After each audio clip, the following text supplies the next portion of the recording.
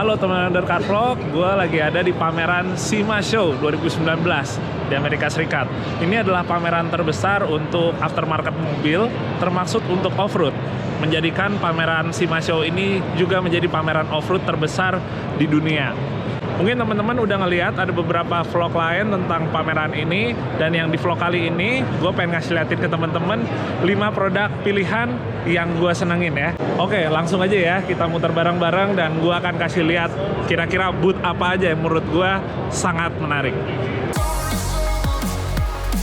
Oke, ini yang pertama teman-teman, boothnya dari KingShock ya. KingShock ini adalah merek shockbreaker yang sangat terkenal banget di Indonesia. Bahkan sekarang yang paling laris pun kalau kita ngomongin shockbreaker untuk kompetisi off-road adalah merek KingShock ini. KingShock ini sebenarnya di Indonesia sendiri udah lama ada, maksudnya udah masuk dan dikenal di Indonesia tuh udah lama. Tapi memang sekarang ini dengan semakin ramai kompetisi, orang-orang makin mulai melek lagi nih terhadap teknologi ini dan baru menyadari ya betapa pentingnya teknologi suspensi yang top banget supaya performa off-roadnya bisa mantep banget. Gue mau kasih liatin ke teman-teman beberapa produk-produk yang ada di sini. Kayak misalnya kalau yang ini kita tahu ini adalah coil over shock dual rate ya, jadi dia ada dua spring rate di sini, yang atas maupun yang bawah gitu. Dia akan bekerja dual rate, jadi 2 kali, dimana pertama dia akan bergerak untuk yang empuknya dulu ya. Jadi saat menekan, yang empuknya dulu akan kegencet dulu, setelah itu baru yang lebih kerasnya yang bekerja. Yang kedua adalah bypass shock. Bypass shock ini lebih banyak dipakai untuk yang speed off-road ya, atau off-road racing, timbang kalau untuk yang sekedar adventurean aja. Dia itu memiliki tabung-tabung kecil. Ini tabung-tabung kecilnya itu berguna untuk mengeset compression sama rebound.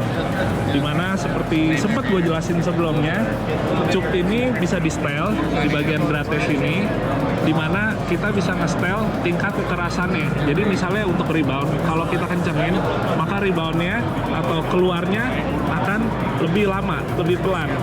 Tapi kalau misalnya ini dikendorin, dia keluarnya akan lebih cepat ya, atau lebih cepat untuk nendang baliknya.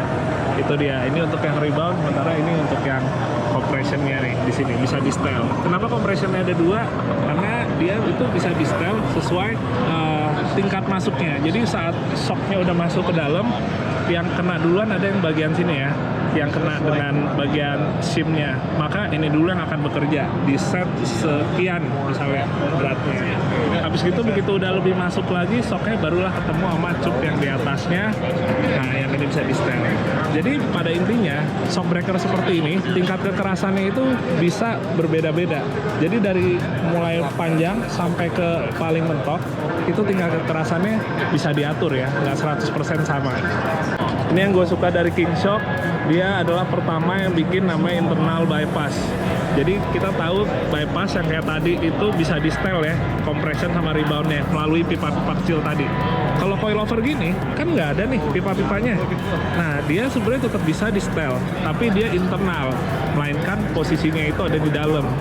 Jadi dengan internal bypass ini, di dalam satu buah shockbreaker ini, kita udah ngedapetin 2 fungsi. Pertama fungsi shockbreaker coil over shock, yang kayak gini.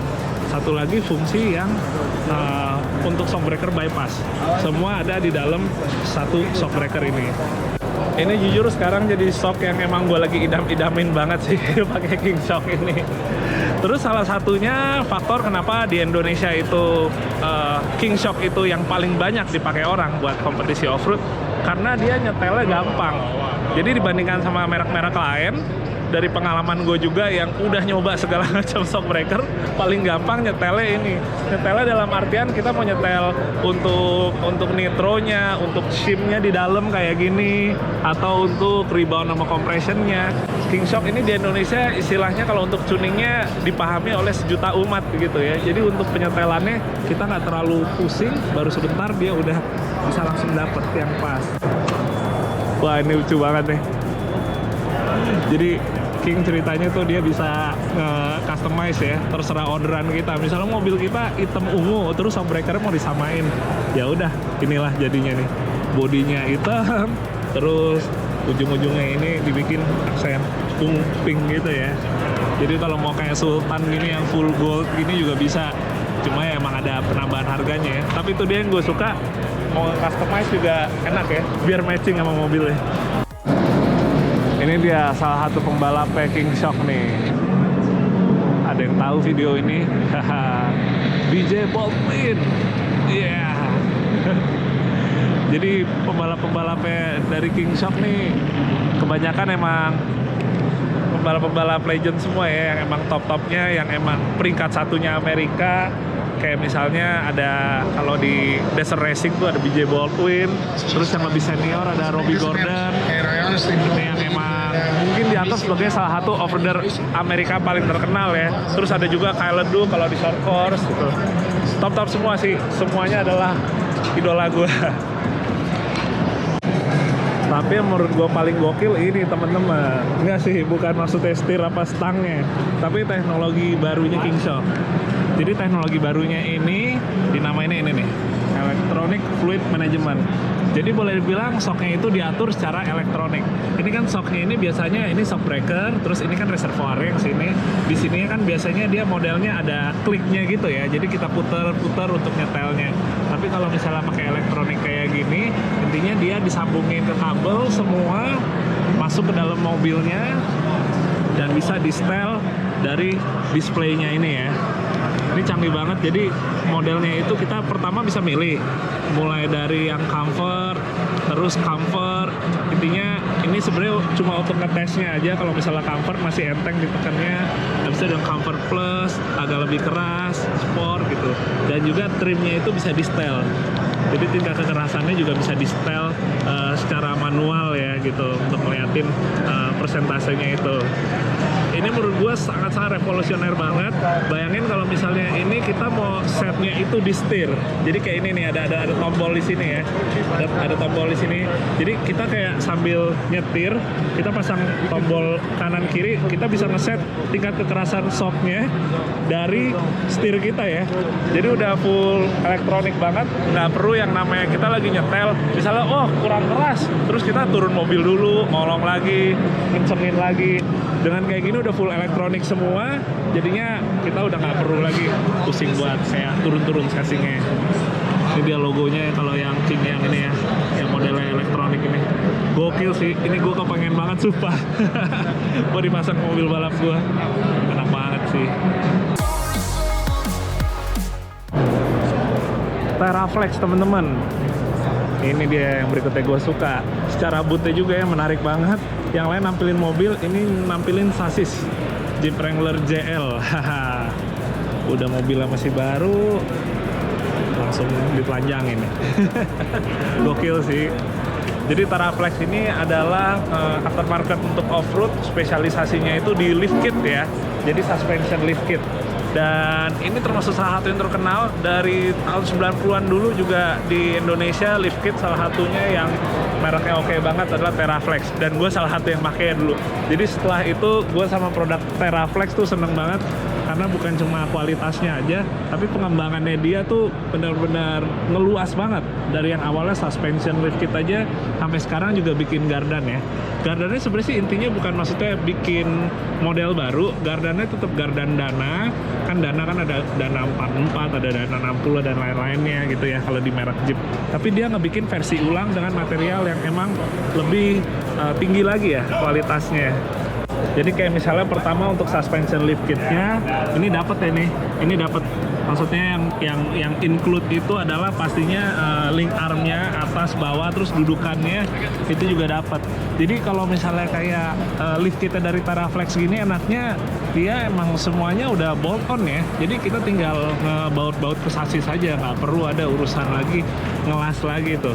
Ini kayak gini nih nggak dilas lagi nih, ini semua udah ngebaut aja. Jadi pekerjaannya juga nggak terlalu pusing dan kayak nggak perawanin sasis kita ya. Apalagi kalau kita pakai mobil-mobil kayak JK apa JL gitu, kadang-kadang kan suka sayang juga. Jadi itu lift kitnya, terus dapat pernya juga. Sementara kalau shockbreakernya ini dia kerjasamanya sama Falcon nih. Falcon ini shockbreaker yang sekarang juga ngetop juga, dan dia modelnya itu pakai klik seperti ini ya, adap. Jadi kita bisa nge-setel kekerasannya lebih keras, lebih lembut, dan sebagainya. Sekarang kita lihat ke yang bagian suspensi depannya nih. Gardannya juga sama, udah pakai Teraflex. Lift kitnya kan pakai Teraflex juga, link arm. Nah ini dudukannya kalau yang depan kayak gini nih, bagus banget. Pokoknya warna-warna hitam nih ya, yang emang diganti ke Teraflex. Kalau yang merah kan sasis aslinya. Senang banget gua ngeliatnya. Dia benar-benar ditelanjangin, jadi kalau buat nunjukinnya tuh enak ya, gampang. Nah ini dia versi yang nggak nempelin mobil ya, kit gardannya. Jadi dia materialnya semuanya dibikin ulang sama material yang emang jauh lebih heavy duty lagi. Baik untuk kayak selongsongnya, terus rumah gardannya, casingnya, terus sehapnya, knuckle-nya semuanya. Bahkan dia juga sekarang ngebikin untuk remnya juga, sampai ke remnya juga. Jadi ngomong-ngomong, kalau Teraflex ini dia spesialisasinya emang di Jeep. Dulu terkenal untuk Jeep Cherokee ya, XJ. Sekarang yang lagi rame di Amerika dipakai buat kayak Jeep Wrangler ya, mau JK atau yang JL. Untungnya di Indonesia ada nih produk. Cuma gue nggak punya Wrangler, kalau gue punya Cherokee lagi, gue akan pasang Teraflex lagi kayak dulu. Kita putar lagi ya, kita lihat yang ketiga. Oke, yang berikutnya ini adalah merek Smithybilt. Dan juga beberapa teman-teman lainnya ya, ada Procom, Rubicon Express, dan lain-lainnya. Jadi kenapa gue pilih Smithybilt? Jadi begini, gue suka dengan produk terkadang yang bukan nomor 1. Bisa jadi yang nomor 2 atau nomor 3. Tapi di situ dia berusaha keras untuk tetap bisa berusaha berinovasi sehingga nggak kalah sama yang nomor 1. Gue paling suka kayak ngasih kesempatan ya buat brand seperti itu. Kita langsung lihat. Jadi Smithybilt ini adalah Winch, teman-teman. Ini adalah Winch buatan Amerika yang sangat inovatif dan harganya masih tetap lebih murah atau di bawah dari winch kompetitornya yang emang menjadi nomor 1-nya sekarang. Emang pada bilang kalau pakai winch mending pakai yang Amerika aja deh, soalnya lebih terjamin mutunya dan gak gampang bermasalah ya, seperti kalau kita pakai winch Cina. Itu benar banget gitu. Tapi emang winch yang Amerika tuh mahal, yang kita tahu ada di Indonesia itu. Tapi ini jadi salah satu alternatif yang bagus banget menurut gua, Smithybilt, dimana kualitasnya tetap kualitas oke, kualitas Amerika dengan harga yaitu dia tadi di bawah dari yang biasa teman-teman mungkin lihat kalau di Indonesia. Udah gitu yang gua salut banget, Smithybilt itu dia udah ngembangin produknya dari yang tadi winch menjadi berbagai macam yang lainnya ya. Gue suka banget produk-produk inovatif kayak gitu. Kayak misalnya ini pertama Jeep JL namanya Grenade JL. Ini dia pakai produk-produk yang satu grup sama Smithybilt ya. Jadi produknya udah semakin bervariatif. Kayak misalnya kan ada yang merek Procom. Procom nih untuk bannya dan juga velgnya. Keren sih modelnya, ya nggak? Kalau di Indonesia Procom cuma diketahuinya dulu shockbreaker yang model sederhana ya, yang gas biasa aja. Tapi sebenarnya udah macem-macem. Terus ada juga Rubicon Express, dia tuh lift kit. Kayak Teraflex juga, sama-sama oke juga. Di Indonesia juga terkenal. Jadi kalau Rubicon Express, dia bikin lift kit ya. Sementara di bagian depan, ini untuk bumpernya ini pakai Poison Spider nih. Sama satu grup juga. Dan modelnya lebih kayak style untuk rock rolling sih ya. Tuh, jadi Poison Spider kayak bumper, terus untuk side railnya juga ini Poison Spider. Gue suka produk yang sangat inovatif, yang tadinya cuma bikin satu barang doang, abis itu udah tiba-tiba ada 50 jenis barang yang bisa kita pakai. Ini JL yang kedua, namanya Jackhammer. Grafisnya juga keren, gak kalah sama yang tadi ya. Nah, jadi Smithybilt tadi kayak gue bilang dari mulai winch sekarang udah bikin juga kayak over fender gini ya. Over fender desainnya gue suka banget, nggak terlalu mencolok banget, tapi tetap sangarnya dapet ya. Nih kalau ngeliat dari belakang. Jadi sekarang udah bikin kayak over fender gini, ya kan over fender gini kan dia modelnya cup gitu ya, pipa, jadi keras dia sekalian pelindung. Terus lihat deh untuk side railnya ya, atau footstepnya nih, keren banget modelnya. Oh iya betul. Gue suka banget nih modelnya nih. Ini juga keluaran Smithybilt. Terus habis itu sama fender depannya juga Ini keluaran Smithybilt. Dan juga yang terakhir ini untuk bumpernya. Bumpernya dia modelnya ada lampu fog lamp-nya di bagian sini ya. Kalau ini sih agak manis gue ngeliatnya. Gue sih sebenarnya kurang serk ya sama buletan ini. Tapi kalau model untuk bumpernya sih gue suka sih. Terus di sini ada di dalamnya buat naro LED yang ya mungkin ukurannya cuma sekitaran 20 cm ya. Ganteng pol. Terus Smithybilt dan kawan-kawan juga bikin satu mobil Toyota Tacoma yang konsepnya overland ya. Namanya Sasquatch.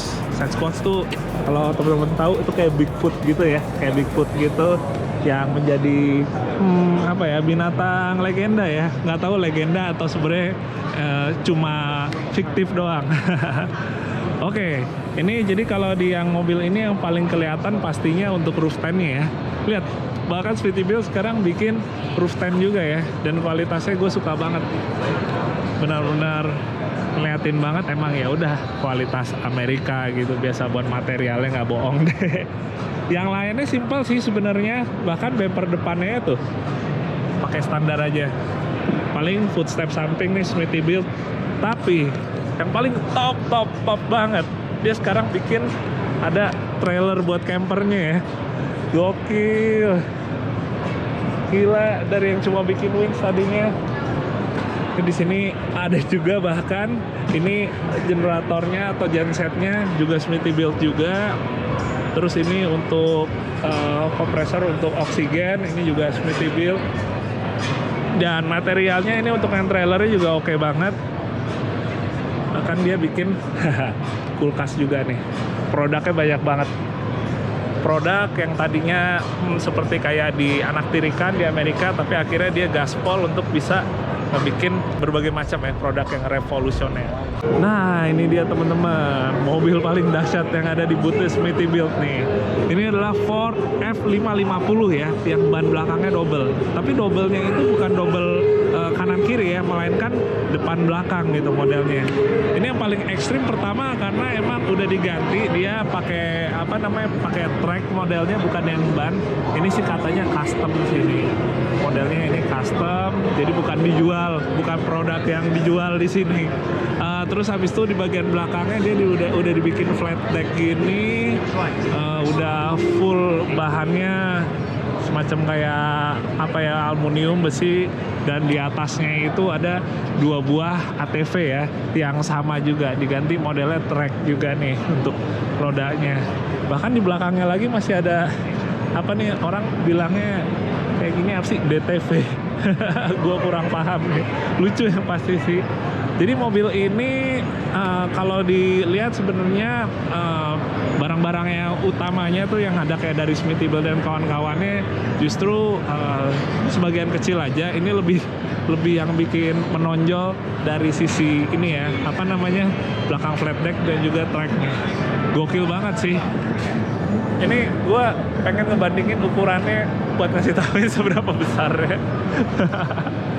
Ini pertama, ini mobil itu kalau misalnya kita bisa beneran pakai ya, ini peruntukannya sih sebenarnya kayak buat di salju gitu sih ya.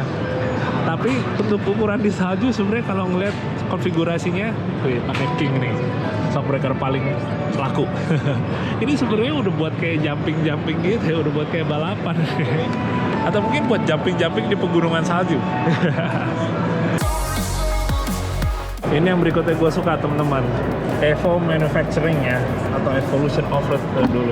Ini dia lift kit juga sama, walaupun sederhana kalau ini bootnya, cuma nampilin satu mobil aja, Jeep Gladiator, tapi ini keren banget sih menurut gue, sangarnya dapet banget. Mungkin kalau misalnya bitlocknya warna merah, gue lebih suka lagi sih. Dia modelnya karbon, buat over fendernya semuanya. Terus ini juga udah dipakein ada ininya, rock slidernya ya, dari Evo Manufacturing juga. Gue suka banget kalau misalnya yang bentuknya tuh bener-bener simple, tapi sebenarnya dia kalau secara fungsinya sih udah dapet banget sih kekuatannya tuh. Tebel, tapi yang gue suka tuh produk-produk ini tebel tapi termasuk enteng gitu. Jadi ada side railnya itu ya, atau sidecar. Terus juga yang utamanya dia sistem suspensi, termasuk untuk kayak misalnya bumper ya. Ini bumper gini bilangnya Stinger nih.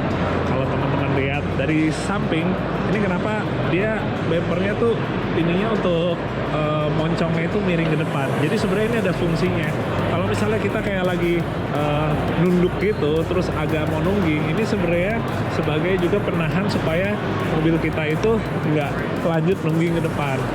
Fungsinya itu. Jadi stinger itu ada yang di bumper depan, ada juga yang di bagian bumper belakang. Bentuknya kayak gini ya. Jadi nahan untuk jangan sampai ngedongak ya atau nungging. Jadi ini buatan Evo juga, tapi utamanya kan kayak kaki dia. Nah, ini kita bisa lihat. Gokil. Bener juga sih, tinggal lepas ban udah kelihatan semua. Shock breaker-nya, wis, pakai King. Gila pada pakai King semua yang produk-produk top. Nah, ini di sini yang gua suka sebenarnya kalau Evolution Offroad itu model-model konstruksinya ya. Model-model konstruksinya dia kayak potongan-potongan untuk laser cut-nya. Itu konstruksinya gue suka banget kayak ini. Jujur kalau untuk Evo manufacturing ini gue belum sempat nyobain kayak kakinya gitu. Tapi karena emang gue ngelihat banyak juga kayak orang-orang yang gue idolain juga di Amerika pada banyak yang suka pakai ini, gue pun akhirnya juga jadi penasaran. Ini contohnya nih, untuk di bagian depan punyanya JK nih. Jadi coil over kit. Jadi misalnya kita punya JK apa JL, kita mau ganti coil over, kita cukup ngebeli bracketnya ini nih dari Evo Manufacturing, udah tinggal baut-baut aja, udah bisa ketempel di JK kita. Jadi sekali lagi produk Amerika yang gue suka itu udah dispesifikin ke mobil yang kita pakai apa, jadi ya nggak usah pusing lagi deh masalah nge-custom. Dia lengkap semua untuk suspension lift kitnya. Oke teman-teman, ini yang kelima, JKS Manufacturing. Bootnya juga nggak terlalu besar, nyediain satu mobil buat di display. Tapi kenapa gue pilih ini menjadi nomor 5 pilihan gue? Karena gue lagi jatuh cinta nih sama suspension lift kitnya semenjak gue beberapa minggu yang lalu habis nyobain langsung ya. Jadi kalau teman-teman ingat waktu gue ada vlog yang lagi ke Pasir Hayam, gue nyobain ada JK. Itu JK-nya full, kayak kakinya itu suspensinya pakai JKS. Ya. Jadi JKS Manufacturing dia produksi dari mulai kayak misalnya link armnya ya, baik yang atas maupun yang bawah. Terus untuk sway barnya atau stabilizernya ini juga dari JKS. Track barnya ini juga sama dari JKS juga, dan dia bisa di style ya. Bisa di style, jadi untuk nge-set panjang pendeknya di style di sini bagian dratnya. Terus juga dia nge-provide itu untuk kayak misalnya untuk ini ada namanya Akos Pro. Akos Pro ini dia semacam slider yang bisa di lock, dimana kalau kita mau nge-set kekerasan dari springnya ini, kita tinggal nurunin aja ke bawah terus dikunci nih di sini nih. Sementara kalau misalnya untuk mau bikin lebih lembut, tinggal diputer ke bagian atas.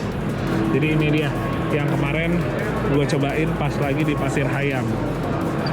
Jadi kalau ditanya emang enaknya di mana, dari mana gitu, emang kadang-kadang kalau kita jelasinnya tuh susah, begitu kita nyobain kita baru bisa ngerasain smoothnya, permainan artikulasinya, flexingnya gitu, ada bunyi apa enggak gitu. Kadang-kadang kalau misalnya model-model suspension lift kit yang nge-custom juga kalau misalnya hitungannya gagal, kita tuh suka ngerasainnya malah justru ada suara-suara yang nggak enak gitu, yang bergesekan yang sebenarnya tidak perlu terjadi gitu. Oh ya, ini pas lagi depan gua langsung ada dikasih liatin barang-barangnya. Ini kayak misalnya, oh ini nih yang kemarin dipasangin di JK yang gue coba di Pasir Hayam. Jadi coilover itu conversion kitnya dibikinin sama JKS nih, untuk yang dudukan bawahnya, terus yang dudukan atasnya.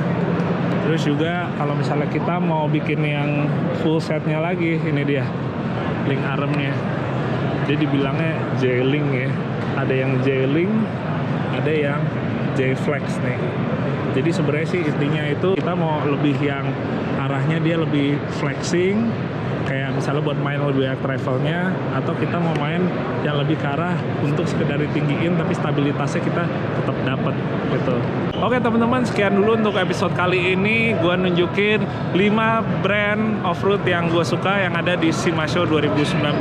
Semoga bisa bermanfaat. Dan sebelumnya kalau misalnya ada yang bertanya kenapa lebih banyak di suspensi ya, tadi ada shock breaker, suspensi kit, dan juga winch. Karena suspensi itu adalah hal paling penting di off-road. Itu menjadi hal utama yang mesti kita perhatiin dulu sebelum kita mulai upgrade misalnya ke aksesoris ataupun misalnya ke performa mesin. Jadi gue termasuk orang yang sangat memperhatikan suspensi dulu nomor 1 gitu. Oke teman-teman, semoga bermanfaat untuk kalian semua, dan jangan lupa nonton video-video gue di SEMA Show lainnya karena masih banyak video-video lainnya. Oke, terima kasih udah nonton. Dadah.